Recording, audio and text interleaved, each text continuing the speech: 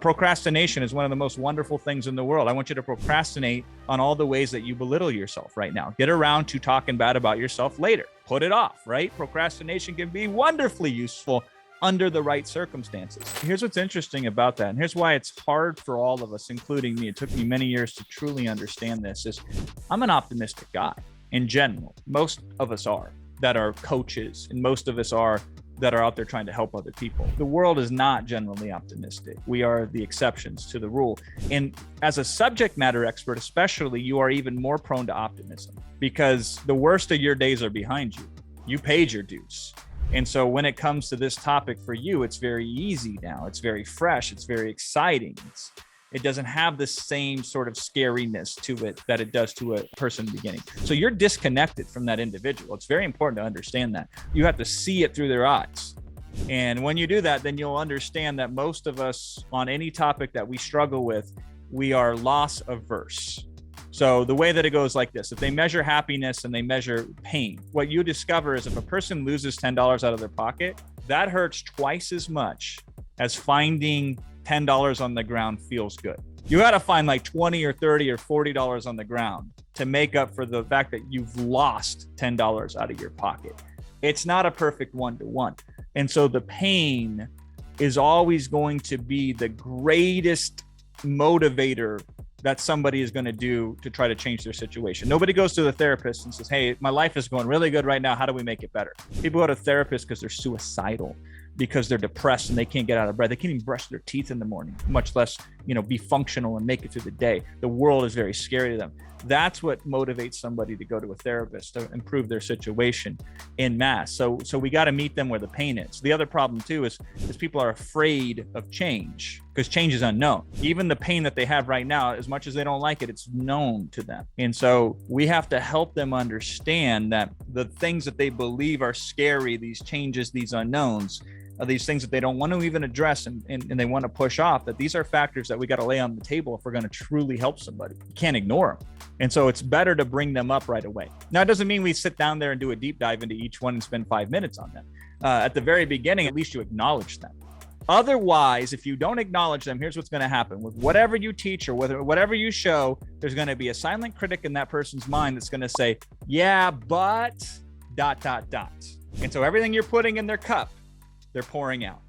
You put a good idea in there, they pour it out because they say, yeah, but, and you got to remove their excuses. I mean, here's the philosophy, okay?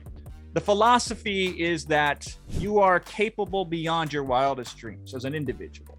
If you truly understood your near infinite potential, you would never sell yourself short ever again. You are capable of things that are beyond your imagination right now. If I believe it to be true, and I've seen it too many times to count. But it's easy to get distracted by the pain in front of you today, to limit yourself. And my goal is to help people see it from the proper perspective. So yeah, we lay out the objections right away and we hit them.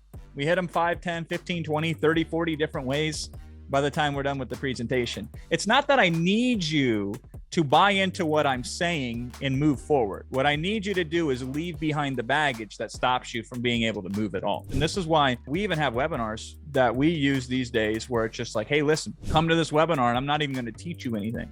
I'm not going to show you anything. We're going to just sit down and figure out if this product is right for you. Because if this product is right for you, if you're the person I had in mind when I created this, oh my God, you're going to get so much benefit out of it. And if you're not the person I had in mind, I don't want you to buy it. We just got to figure out if you're the person that's right for this product or not. Come to this webinar. Let's talk about it. People will come to that webinar. You would be amazed at how many people are going to show up to a webinar like that.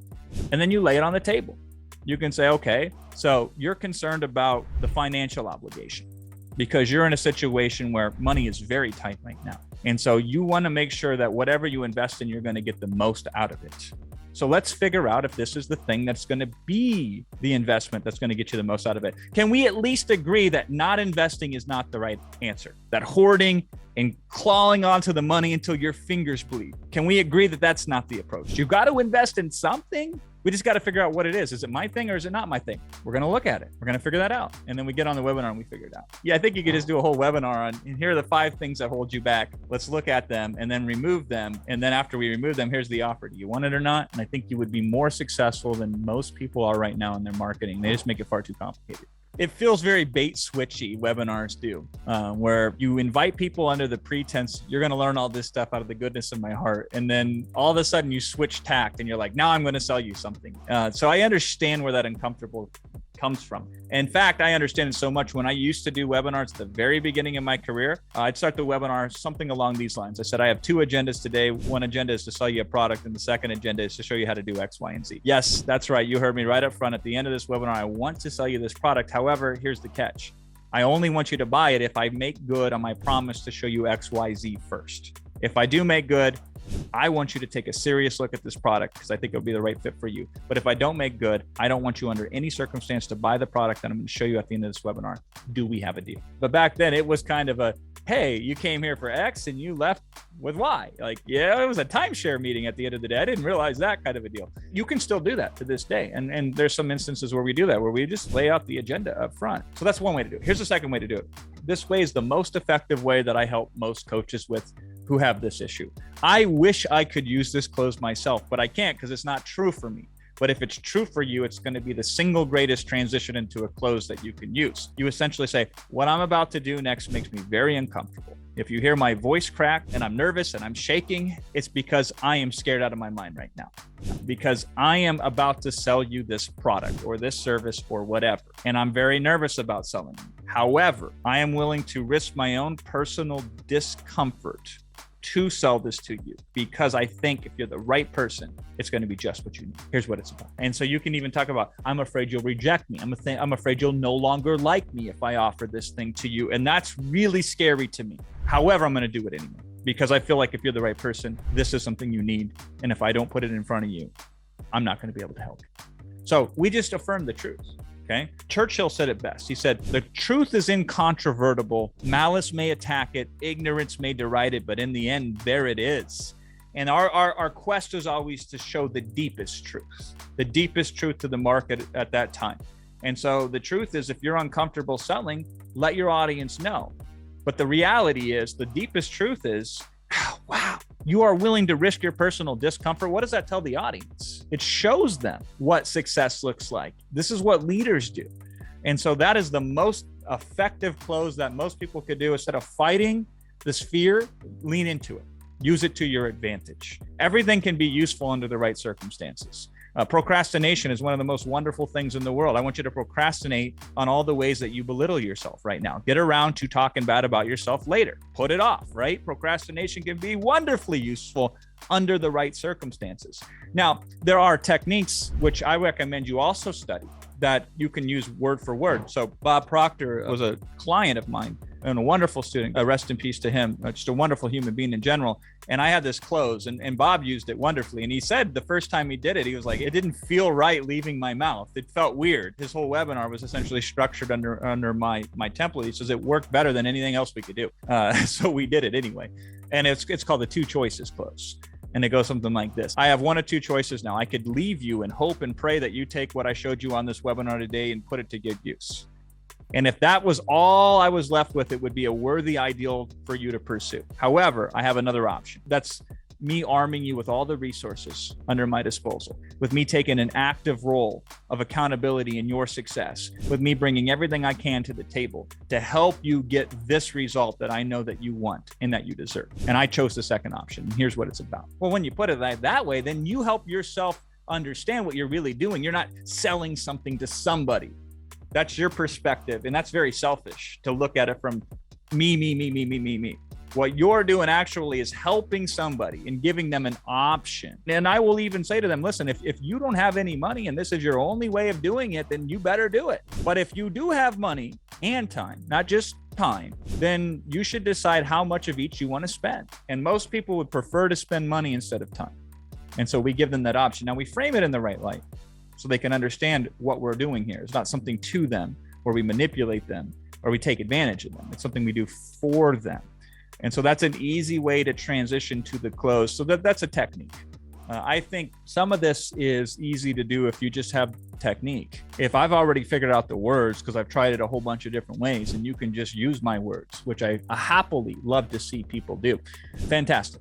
then it's just one less thing you have to worry about, and you can get on with it, because you don't really help somebody until after they buy the product. So let's get them to buy the product as fast as we can, so we spend the least amount of time on selling the product and the most amount of time on helping people consume the product and get benefit from it. I sold really cheap products up front, so the pressure was off. People pay me $4 to get a result. Like, I could screw 90% of that up, and they're still going to be better off than they probably were before they started. And I think I could do it better than other people in that category. So pick and choose your battles. Run races against toddlers when you're starting off so you can win the race. And I think that will help you. You put your reps in where you consistently have people pay you money and they get the better end of the deal. It doesn't take long before you realize truly what you're doing. And what you'll discover too is the things that you think are helpful aren't the most helpful things. When you work with clients and you see the light in their eyes, that's when you know you've had the impact. And the more you see that, the more you feel compelled to share that. And so I don't care if they pay $1, $5, $10, $20 starting off. I don't care if it's free, as long as you can sustain and take care of yourself as well, because you can't put yourself at risk and harm yourself to help other people, because eventually you won't even be able to help anybody, including yourself.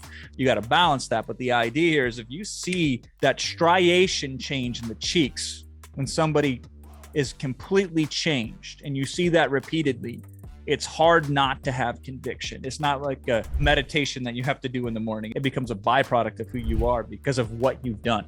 So when you're a new coach, again, it goes back to, let's figure out the ways in which we can give the biggest wins to people, vis-a-vis anybody else in the market who's trying to serve those people. We can go as deep as we can. We can go as narrow as we can, and then we can trade up. As I did, I started with $4 products. Before there was $57 million launches, there was $4 products. And then we use that to invest it into the next interaction, to invest it into the next communication. And so, yeah, when you listen to people like me, we ooze passion, we drip conviction and belief with every word and phrase that we utter. And then there's so much more of what is not said that determines the result, as opposed to what is said. But when you're starting off, if you only can say it, just say it. And if you can't even say it well, it's still worth saying if it's worth saying. And if you stumble and you fumble when you're beginning and you're putting yourself out there anyway, hell yeah, sounds good to me. And then over time that you can get better. Then over time you can learn the different ways to deliver the words. Over time you can learn some of the things that will help you. I will tell you one thing that I strive to do at the beginning that's always served me well, and I just did this naturally. It wasn't something I thought about, was this total focus at the task at hand. So when I'd walk into my office, I would visualize all of the baggage and all of the stress and tension that I carry with me. And when I crossed that threshold of walking in the door to my office, I left the tension outside. It wasn't allowed to come into the office with me. So when I sat down to get on with it, I just got on with it. There was no distractions at that point. There was no nagging little voices that were telling me that I wasn't worthy. Those were outside the door. And when I got done, they followed me back around. They still follow me around to this day. But when I sat down, it was just me and the task at hand. It was Picasso with his paintbrush, right?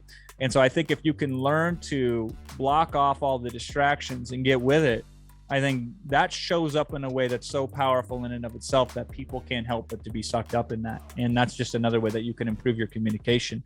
But when you're starting out, say it poorly, stutter it, fumble it, mumble it, ahs, all that junk. Just help people, and they'll still appreciate it even if you say it poorly. If you're just looking for the right people to help and you're helping them in the ways that can give them some immediate relief in their life.